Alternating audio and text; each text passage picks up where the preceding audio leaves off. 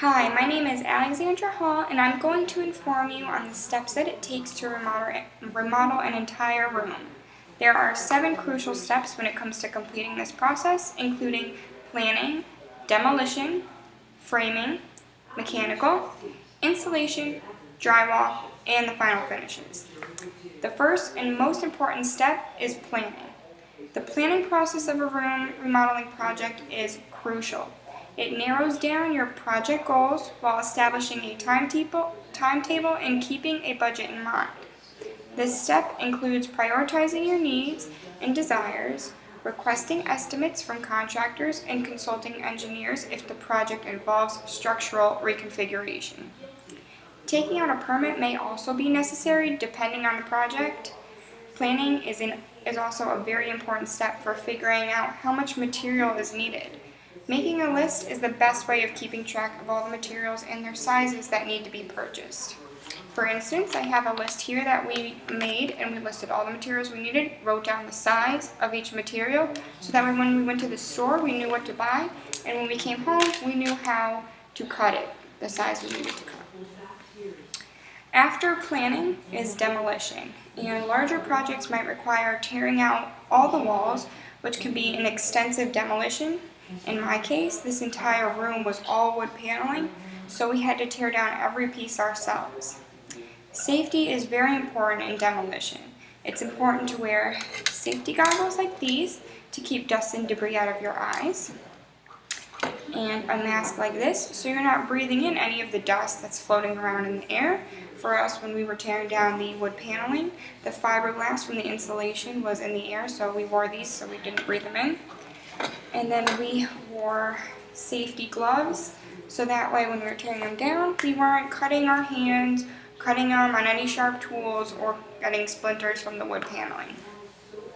The general rule for this step is just to remove everything unwanted during the demolition stage, and making sure you're wearing protection is crucial. After demolition is framing. Framing follows the demolition stage, and if you didn't tear anything out and you're not adding walls or built-ins, then you can skip this step. Otherwise, the framing stage includes constructing new walls, framing openings for the windows and doors, and reinforcing floor supports. If your project requires framing, now is definitely the time to do it. In this room, we are framing out a window in our bathroom. So we took a piece of straight edge molding like this that we cut, a diagonal cut like this, and then cut another piece with a diagonal cut so that way they fit together and create a perfect framing for the door. Okay. Making the diagonal cuts ensures that the framing for the window is framed perfectly. After the framing, we did the mechanical, and including the installation of new wiring, plumbing, and ductwork. Not all room remodels call for this step, but if yours does, now's the time to do it after all the framing is complete. In our case, we did all of the mechanical ourselves, and most of it was really just including new electrical boxes and outlets in the walls. So what we did is we used an electrical box like this and put it in the walls. Then we took an outlet, put it inside the electrical box, and then afterwards you just cover it with a frame like this after your drywall is up for a completed finished look. Installation is step 5, and all it is stuffing the insulation in between the stud posts in the walls for energy efficiency or sound reducing. And if your room or your remodeling already has insulation, you can replace it if it's needed or outdated, or you can just add on to it. In this room, we added new insulation to the existing insulation that was already in here, just for reducing the sound. And afterwards, after all the insulation is put in, you can do your drywall. So this comes after insulation, and here you're almost done with your project.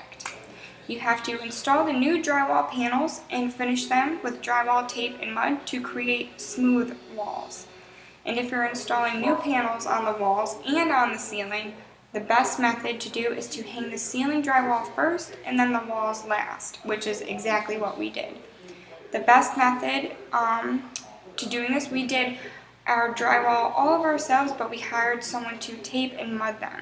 So we finished them off with a coat of primer that we did, and then we painted it with the finishing color that it is now.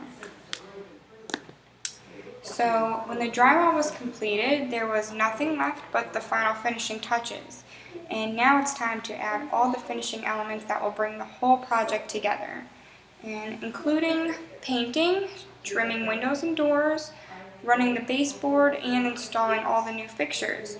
We already painted the walls, so that's all done.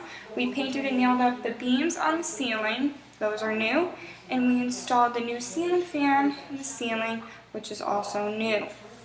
We are right now working on restoning the fireplace over the brick, and we are installing the baseboards last.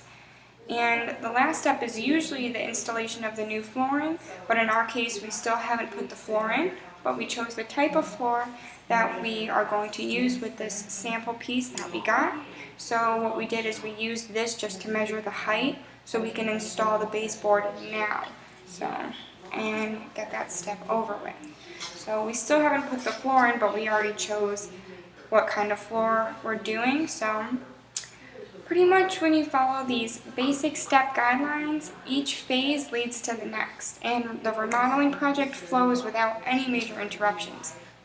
Before you know it, your home remodeling project will be over, and you'll be amazed at the results.